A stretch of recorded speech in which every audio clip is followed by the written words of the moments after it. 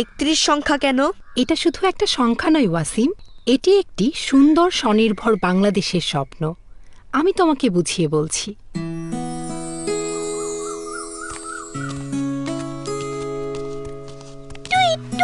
ওহে আগামীর স্বপ্ন সারথি, এই 31টি ফল বিএনপির আদর্শ এবং আগামীর বাংলাদেশকে প্রতিনিধিত্ব করে। আমরা কি তাদের সাথে সহযাত্রী হতে পারি? অবশ্যই। ওয়াসিম, শুনেছ বিএনপি বলেছে সংবিধান সংস্কার কমিশন গঠন করবে। তুমি কি জানো এটা কিভাবে আমাদের জীবন পাল্টাবে? আসলেই কি হবে? তোমরা বোকা নাকি? সংবিধান সংস্কার মানে হলো জনগণের অধিকার পুনঃপ্রতিষ্ঠা করা হবে। সংবিধান সংস্কার হলে ন্যায় বিচার, সবার সমান সুযোগ ও অধিকার প্রতিষ্ঠিত হবে। তাই নাকি? তাহলে কি এটা মানে সবার ভোটের অধিকার সুরক্ষিত হবে? গণতান্ত্রিক ব্যবস্থা ঠিক করার জন্যই এই উদ্যোগ। আশা করি তোমরা নিজেদের অধিকার বুঝতে শিখবে। ধন্যবাদ হোপ, তুমি সত্যিই আমাদের অনেক শেখালে। মনে রেখো, অধিকার রক্ষায় সজাগ থেকো।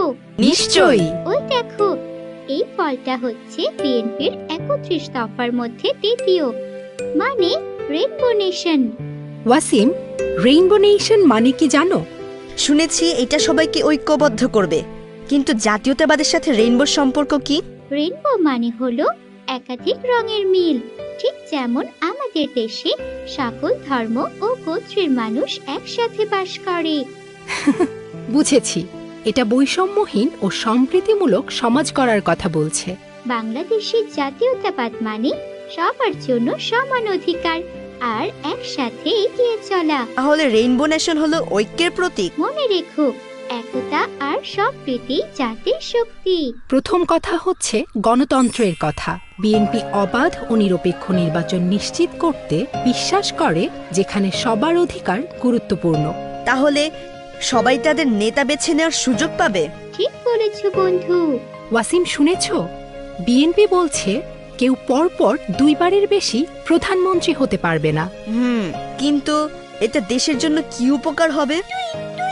জানো, একই মানুষ বারবার ক্ষমতায় থাকলে স্বেচ্ছাচারিতা ও একচেটিয়া শাসন ব্যবস্থা বাড়ে। তাই নাকি? তাহলে 2 বারের মেয়াদ কিভাবে পরিবর্তন আনবে?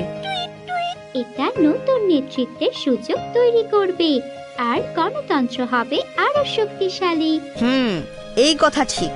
নেতৃত্বে বৈচিত্র্য আসলে সবার কথা শোনা যাবে। পরিবর্তনে গণতন্ত্রের প্রাণ। মনে রেখো এটা, ন্যায় বিচার সবার জন্য সমান হতে হবে। বিএনপির ভিশনের মধ্যে রয়েছে স্বাধীন বিচার বিভাগ প্রতিষ্ঠা করে আইনের শাসন ও সুশাসন নিশ্চিত করা।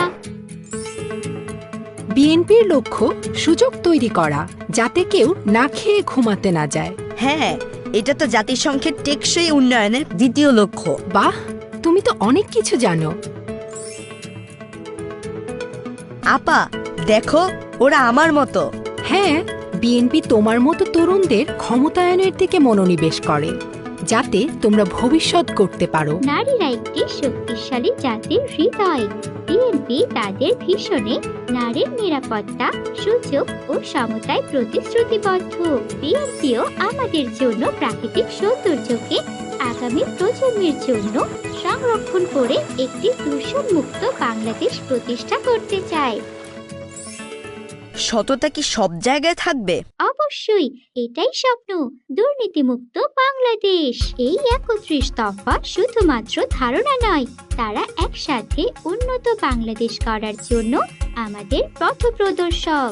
আমাদের অবশ্যই কঠোর পরিশ্রম করতে হবে এবং এই রূপকল্পের প্রতি বিশ্বাস রাখতে হবে। আমি আমার বন্ধুদের এই 31 দফা সম্পর্কে বলতে চাই। অবশ্যই সবাইকেই বলতে হবে।